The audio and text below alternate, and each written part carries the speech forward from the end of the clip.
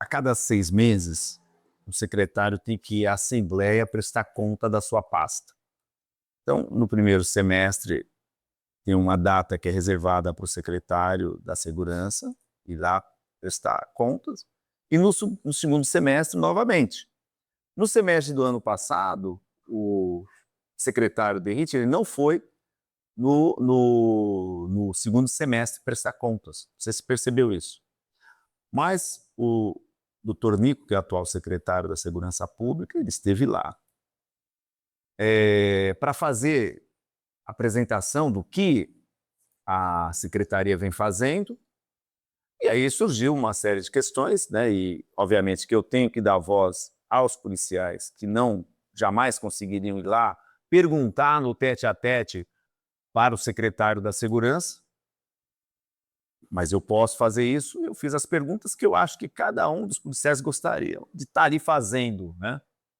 E o que se espera de tudo isso?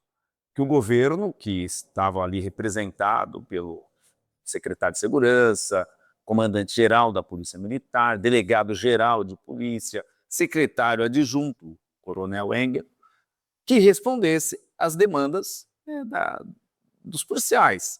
Por que a Polícia Penal, você falou da Polícia Penal? Porque o secretário da Polícia Penal, o secretário da SAP, ele também vai ter que ir lá ser sabatinado, fazer essa prestação de contas e responder as perguntas com relação à Polícia Penal, que tem N problemas também.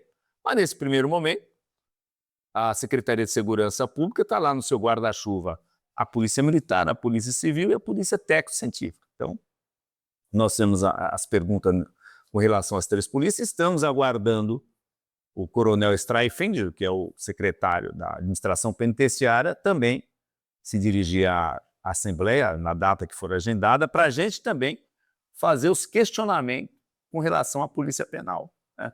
Então, nós perguntamos sobre a questão da valorização, a questão salarial. É muito importante, principalmente nesse momento pré-eleitoral, que nós temos uma legislação que diz que não se pode dar reajuste acima da inflação. Você pode dar inflação, mas você não pode dar acima da inflação nos 180 dias que antecede o pleito. Então,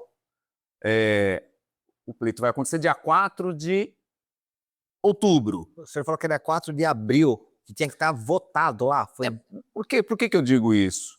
Porque lá fala 180 dias do pleito. Se eu fazer uma continha, 180 dias, vai aparecer o dia 6, que é uma segunda-feira. Tá? Só que a Assembleia não vota na segunda-feira. Vota, os dias de votação da Assembleia é terça, terça-feira, quarta-feira e quinta-feira, né? Então, no segunda-feira, não tem ordem do dia, não tem a ordem do dia para poder votar o projeto, né?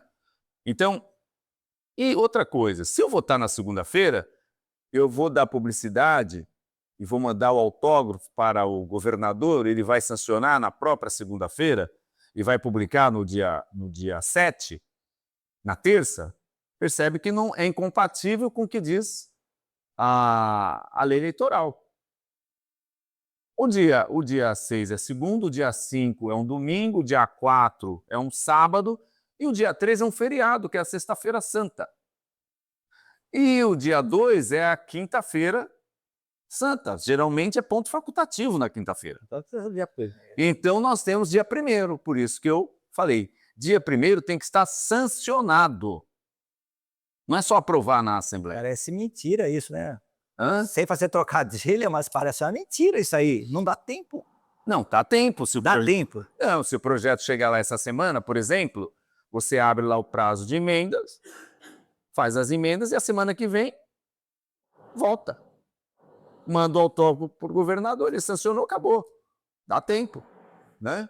Claro, tá muito em cima. Se a gente for analisar o que eu estou falando aqui, o próprio sindicato, eles se perderam com essas datas.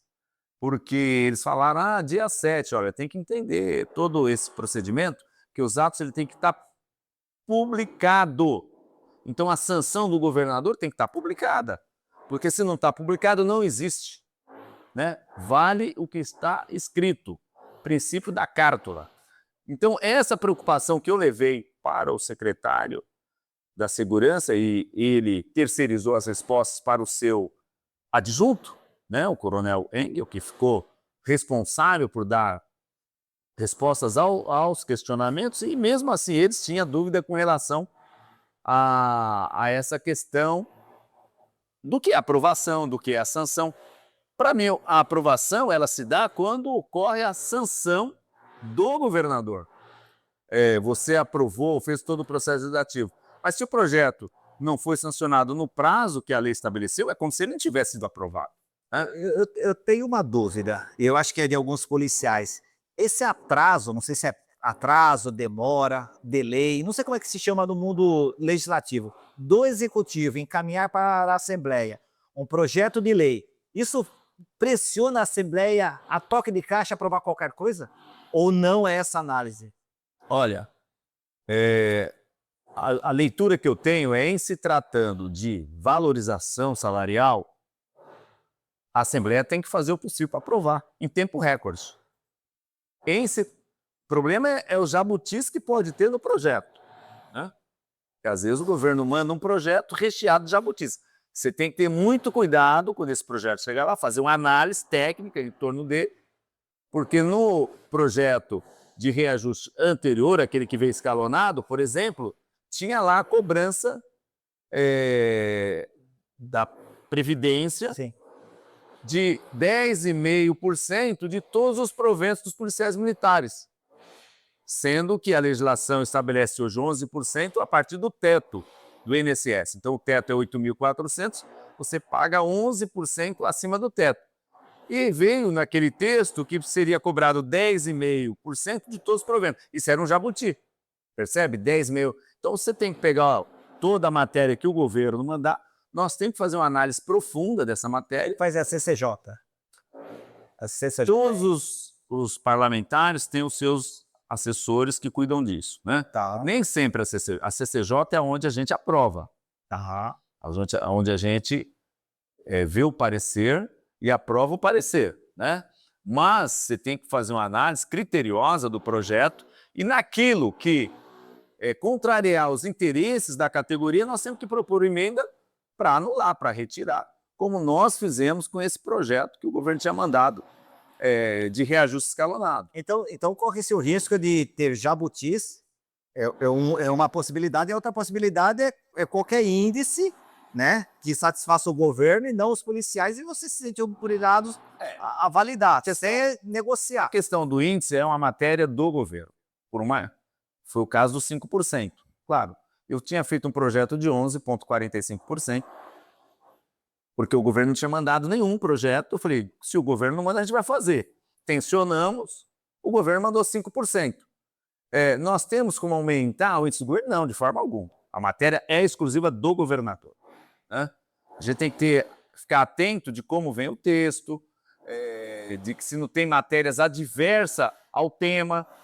O tema é reajuste, mas pode vir matérias adversas ao tema reajuste. Então, essa análise tem que ser feita, essa análise jurídica do projeto, né? E se a gente identificar os problemas, a gente tem que falar, olha, isso aqui tem problema.